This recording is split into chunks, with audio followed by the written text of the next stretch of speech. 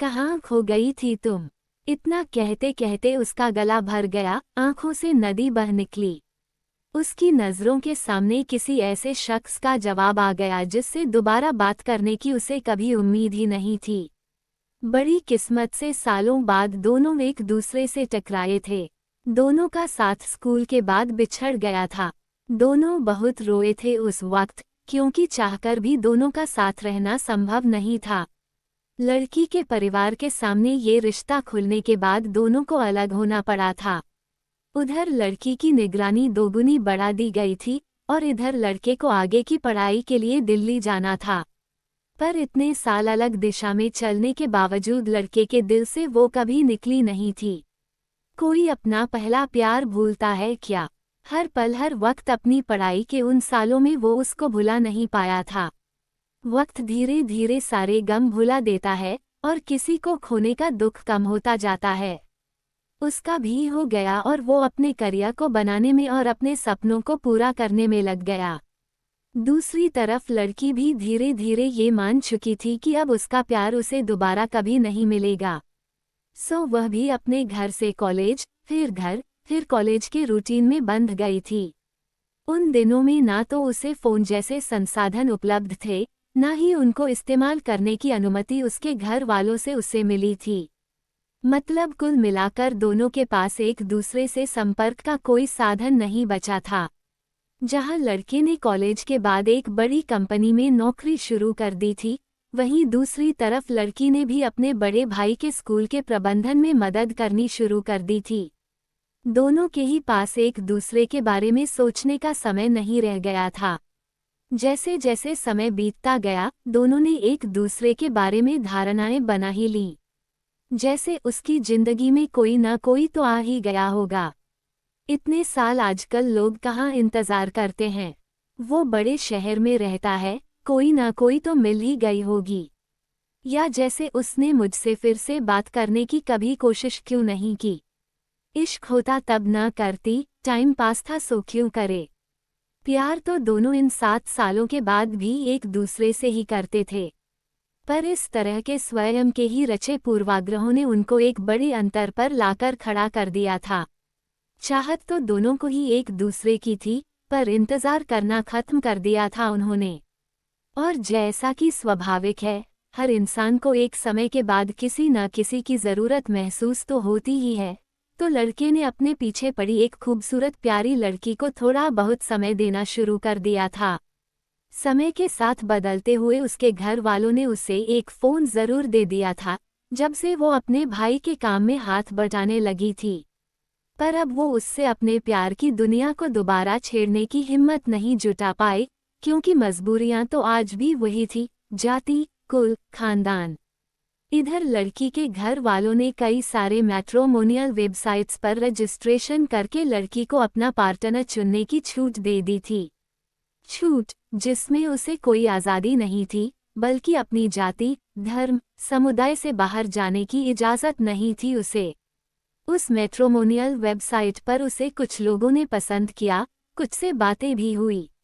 1-2 को life partner के रूप में पसंद करने की बारी भी आई, पर फिर भी उसे कुछ मिसिंग लग रहा था अपनी जिंदगी से।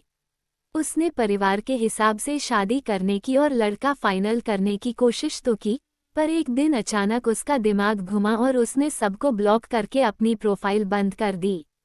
इधर उस लड़के की जिंदगी भी उथल पुथल से भरी रही। अभी उसने उस लड़की को पसंद करना शुरू ही किया था कि उसकी शादी कहीं और तय हो गई। उस प्यारी लड़की ने चुपचाप किनारा कर लिया और उस बात से फिर दुखी हो गया था वह। और जब इंसान इस तरह दुखी होता है, तो उसे हमेशा अपने पहले गहरे प्यार की याद आती है। उसी याद में उसने अपनी पहली प्रेमिका को एक पत्र लिखा, जिसे उसने अपने फेसबुक वॉल से पोस्ट भी कर दिया। उसमें उसने अपने प्यार को याद करते हुए वो सारी बातें लिखी जो वो उससे कहना चाहता था। उसने ये भी लिखा कि उसे उम्मीद नहीं कि कभी वो उसकी कहानी पढ़ेगी भी या नहीं, पर अगर पढ़े तो ये जान ले कि वो आज भी सिर्फ उसी से प्यार करता है। दूसरी तरफ लड़की ने सोचा कि वो लड़के को फेसबुक पर ढूंढेगी और सिर्फ उसकी प्रोफाइल को देखा करेगी। इंटरनेट इस्तेमाल करना वो भी अब सीख चुकी थी मैट्रिमोनियल की कृपा से। तो उसके इस्तेमाल से उसने अपना पहला फेसबुक अकाउंट बनाया और उस लड़के को ढूंढना शुरू किया। और ये क्या, ये भगवान की कौन सी लीला थी जिसने उसे उस प्रेम पत्र तक पहुंचा दिया था। वो तो आज तक यही समझती रही कि लड़का अब अपनी जिंदगी में बहुत दूर निकल गया होगा। पर वो तो आज भी उसी से। उसकी आंखों में आंसू उतर आए थे। उसने गलत लड़के से प्यार नहीं किया था, इस बात की खुशी के आंसू।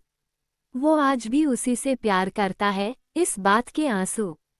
कोई कैसे इतने साल उसका इंतजार कर सकता है, कोई कैसे किसी से इतना प्यार कर सकता है, इस बात के आंसू। कई दिन तक वो सोचती रही कि वो दोबारा उसकी जिंदगी में जाए या न जाए। फिर वही सब चीजें होंगी, रोना धोना, गुस्सा नाराजगी, एक दूसरे को मनाना। पर अब वो पहले जैसा तो रहा नहीं होगा, क्या पता उसे दोबारा जानकर उसे बदला हुआ पाकर अच्छा न लगे। फिर एक रात उसने उस प्रेम पत्र का जवाब उसके इनबॉक्स में दे ही दिया। उसने कहा कि जब प्यार दोनों ने किया था तो तकलीफ केवल एक को कैसे हो सकती है। उसने भी उससे वो सारी बातें कह दी जो उसने 7 सालों से अपने भीतर दबा के रखी थी। वो सारी बातें कहते हुए उसे जैसा महसूस हो रहा था, वो एहसास उसे मैट्रिमोनी से उगे हुए लोगों से बात करके कभी महसूस नहीं हुआ था। वो जो सिहरन उसे अपने प्यार को एक जवाब लिखते हुए हो रही थी, वैसी अनुभूति उसके बाद उसे कभी नहीं हुई थी। जीवन में खूबसूरत लोगों से बातें तो सब प्यार से ही करते हैं, पर जो प्यार उन बातों में उसे झलकता था, वो उसे कभी नहीं मिला उसके जाने के बाद। लड़के ने महीनों से अपना इनबॉक्स नहीं खोला था, पर उस रात पता नहीं अचानक क्या हुआ कि उसकी नींद खुल गई और उसे सीधे अपने इनबॉक्स को चेक करना ही याद आया। इनबॉक्स खोलते ही उसके लिए तो उसका सारा वक्त जैसे थम सा गया। वो एक लड़की जिसको उसने उम्र भर चाहा था, उसने उसके प्रेम पत्र का जवाब दिया था। उंगलियां टचपैड पर स्क्रॉल करने में अक्षम हो गई थी, कांप रही थीं। दिल दोगुनी रफ्तार में धड़क रहा था। उसके जवाब पढ़ते हुए उसकी आंखों से आंसू फिर छलकने लगे थे। वही आंसू जो उस लड़की की आंखों से निकलकर लड़के के गालों को भिगो रहे थे, वही आंसू। और वो सिर्फ कांपती उंगलियों से केवल इतना लिख पाया, कहाँ खो गई थी तुम।